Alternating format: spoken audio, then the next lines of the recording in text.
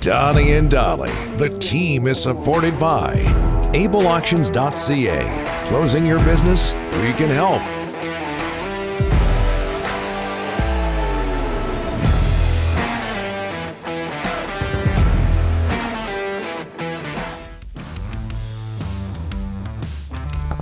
All right, it is a Tuesday, and all of our guests today are brought to you by the Waddling Dog Pub, Rick. Located 10 minutes from the ferry terminal. The Waddling Dog Pub is the place to be to catch every Canucks game with one of their 19 taps of both domestic and locally crafted beer, wine, and cider. A daily happy hour from 4 to 6, brunch from 11 a.m. to 2, and a fully stocked liquor store attached. There are countless reasons to come sit and stay at the Waddling Dog. We got Craig yet? We haven't got Craig. We're waiting on TSN Scouting Director Craig Button.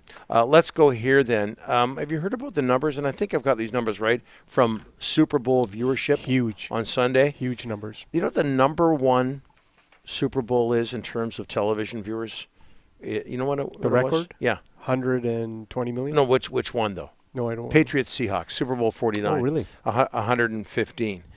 We're hearing 112. I got that right, yeah. Ryan? 112 viewers for the Super Bowl on Sunday, and that the halftime show got near that. So we'll talk about that a little bit more as this show goes on, or maybe as the days go on. But just again, tremendous numbers, over 8 million in Canada. As we bring in TSN Scouting Director Craig Button on a regular basis, Craig Button draws in 150 million viewers. More, I believe that number is higher to this show, blowing away. No, 34 million Canadians tune in for this segment, Craig. I was talking worldwide.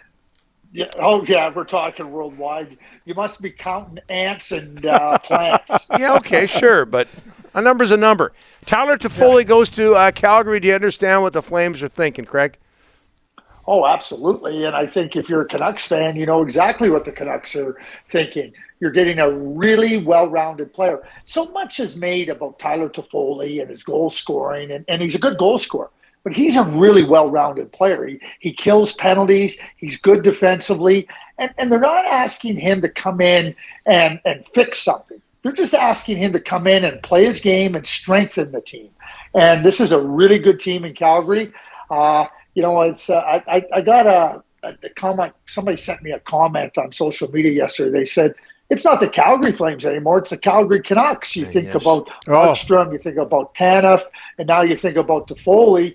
I mean, it's quite interesting what the Flames have done. But, you know, we're talking about a really good forward in Toffoli, a really good defenseman in Tanev, and obviously a real top-notch goaltender in Markstrom. So, and we can go through all the other parts. I know you've talked about it. He played for Darryl. He won a Stanley Cup. He was in the Stanley Cup final last year.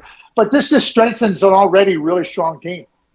And for people who might not know, fans of the Alberta Junior Hockey League will know the name Calgary Canucks is already taken. Good Junior A franchise in Calgary. They've been there for a long time. Hey, are the Flames capable of doing something special in the spring, Craig? Well, here's what I would say, Donnie, is that, you know, you want to put yourself in the conversation as a serious Stanley Cup contender. So I think the Flames have done that through their play. I think now by adding Tyler Toffoli, they've done it through their actions off ice. Brad Treliving, I thought, had a great line. He said, the players have done what they need to do, and it was time for him to do his job. And, you know, there's different points in a season where you look at your team and you're trying to support it, you're trying to fix something. But the players, with the way they played, the team, the way it's organized by Darryl Sutter, they've earned this. And I think that Brad Treliving recognized that, hey, I want to give them even a better opportunity to do something special, Donnie. So I don't think there's any question that they're capable. And when you look at every significant measure, goaltending, starting goaltending, special teams, defensive play as a team, offensive play, top line, balance through your forwards, you know, this is a team that deserves to be in that conversation with the serious Stanley Cup contenders. Craig, we haven't got your thoughts on the Canucks hiring Cami Granato into the front office. Lots of positive feedback we got since the hiring. Your thoughts? Well, I mean, Cami's so intelligent. And, she's committed. I think one of the things is with Cammie, and she's shown this, whether it be going to Seattle and trying to do her very best into the pro scouting as they prepare for an expansion. She's intelligent. She's thorough. The other thing that I would say in knowing Cammie is that what makes her really, really special is that she understands that, okay, here's the things that I can bring, and she's open-minded. She doesn't go in with a fixed view.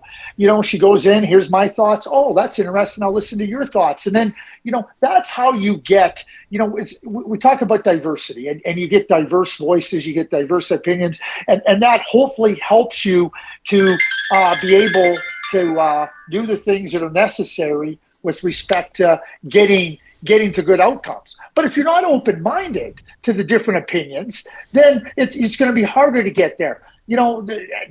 Cammie has what I would call is a real calming sense of security in herself and trust in others. And she's going to learn, just like a player is going to learn in a new role. And as you try to expand, that's the other thing about she's interested in just continuously learning and getting better. And you add somebody of that quality as a person, certainly her hockey background speaks for itself. It's a terrific hire for the Vancouver Canucks, along with Emily Castonguay, along with Patrick Alvin, along with Rachel Dory. I mean, Jim Rutherford, I love what Jim Rutherford said. He goes, these are things that he's thought about previously, and he really wanted, coming to Vancouver, the opportunity to do it. He's done it. His actions have spoke loudly.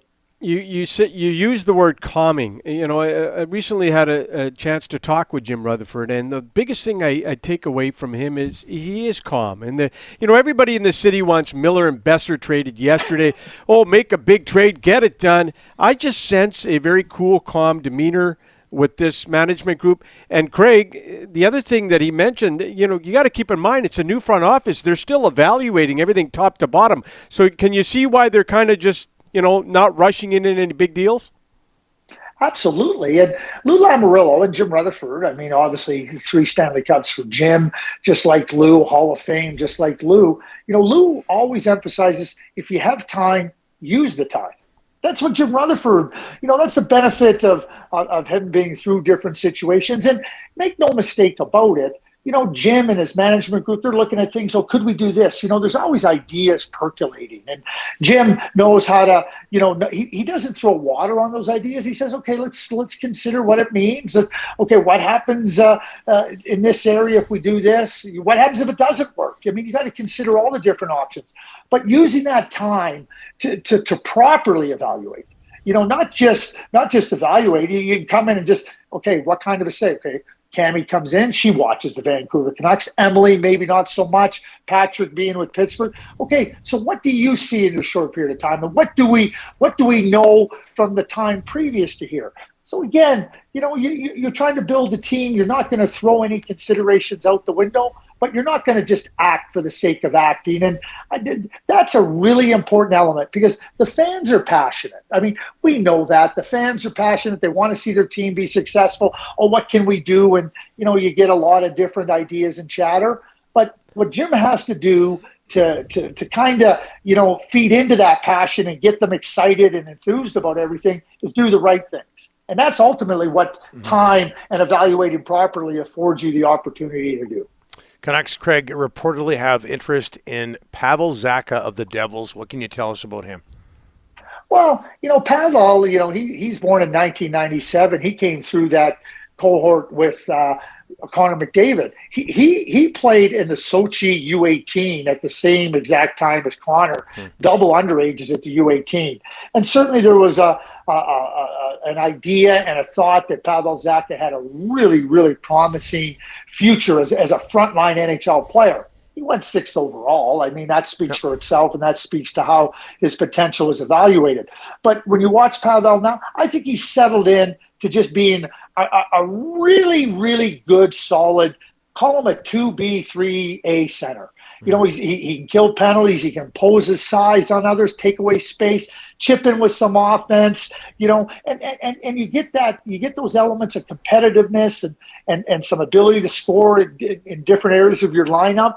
But it's not fun to play against Pavel because he skates well. He competes well. He's hard on the puck.